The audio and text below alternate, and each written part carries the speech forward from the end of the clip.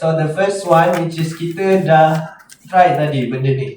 Alright, so yang ni macam mana nak klik? Nak guna style? Design. Okay, design. Lepas tu? Style. Dan kita pilih sajalah. Okay. So style ni dia akan ubah terus lah macam ni. So ini adalah salah satu tools yang ada AI dalam Canva, which is dia bantu kita untuk ubah design secara cepat lah. Okay, especially kalau kita buat slide presentation, this one is gonna be very useful. Okay, settle untuk style Okay, style ni dia ada macam-macam lah. Dia ada style untuk color combination, font combination, dan dia ada juga magic style. Tadi tak boleh guna kan magic style? Cuba try. Masukkan, pergi dekat element, cari love yang ada 3D. Pergi element, search love. Search love. Love. Heart love kan. Okay, lepas tu cuba try fungsi magic copy style. Okay, now kita pergi features yang seterusnya. Alright, so feature yang seterusnya dia panggil sebagai layout lah. So benda ni dia bantu kita untuk tentukan layout kita punya slide presentation. Right, contohnya saya bagi tunjuk contoh dekat sini. Contoh kita masukkan kita punya slide macam ni je kan. Contohnya lah kita tak susun ni. Right, so kita klik pada design, kita klik pada layout. So AI tu dia akan nampak tak? So dia bagi macam ni. So bila kita klik, dia akan bertukar.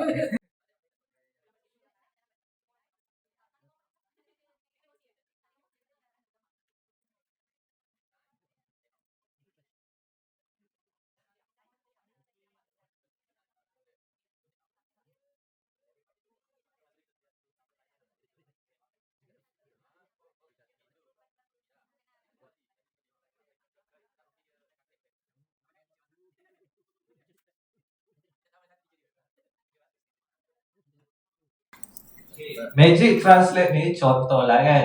Contoh tiba-tiba kita kena deliver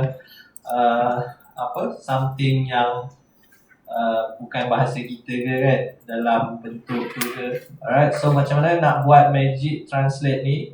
Kita just klik saja this one, and then pergi dekat apps, and then type dekat sini translate. Okay, ni apps features apps features dekat bahagian bawah tepi kiri.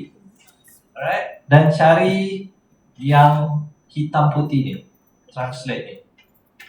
Okay, yang pertama ni. Alright, so dekat sini kita boleh pilih bahasa. Kalau nak Arabic kan, kalau macam Ustaz kan, nak bahasa Arab, so boleh Arab. Dan kalau nak Malay, dan kita type lah Malay.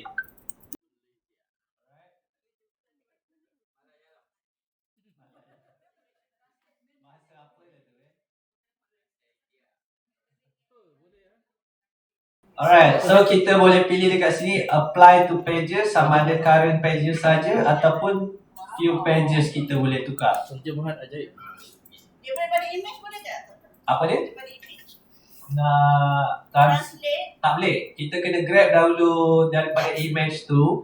Bila kita magic grab, dia akan tukarkan daripada gambar teks tu jadi kepada teks. Kejap lagi saya tunjuk. Kejap lagi saya tunjuk Okay, this one kita translate. So dia akan jadi macam ni lah. Alright.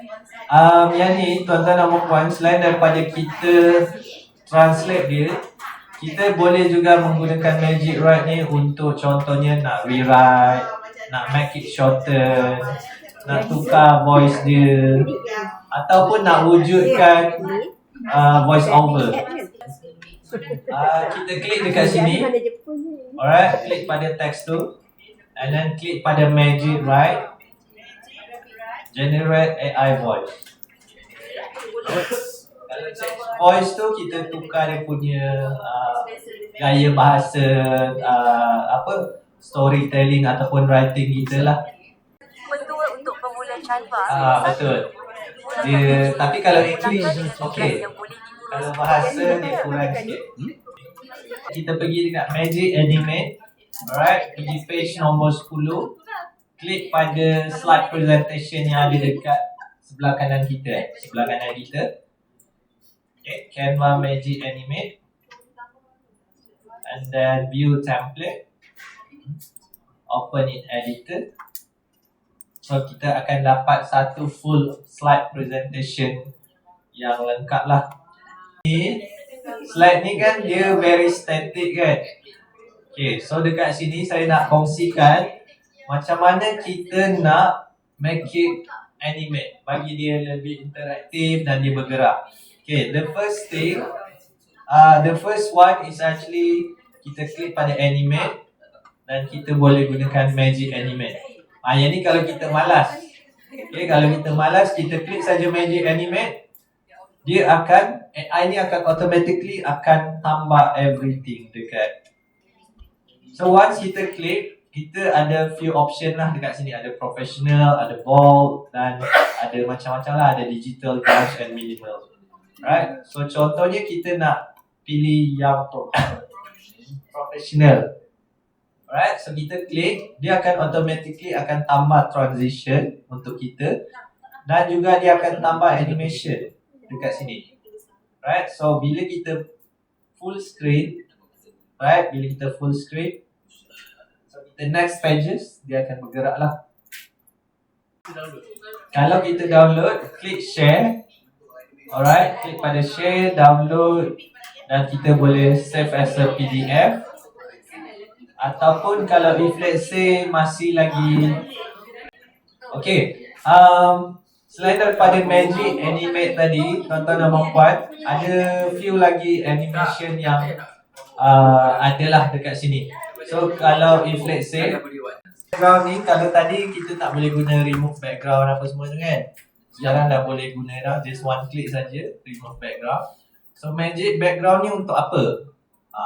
Magic background ni kalau kita nak buat slide presentation, kita nak ada background yang cantik-cantik, yang ni lah kita punya kawan. So kita klik dekat sini, page nombor 12.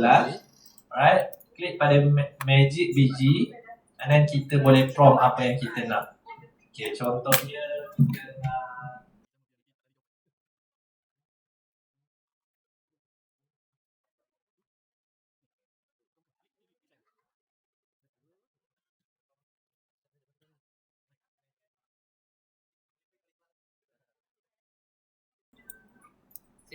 wow tak wow. Kalau dulu kita kena belajar design kan.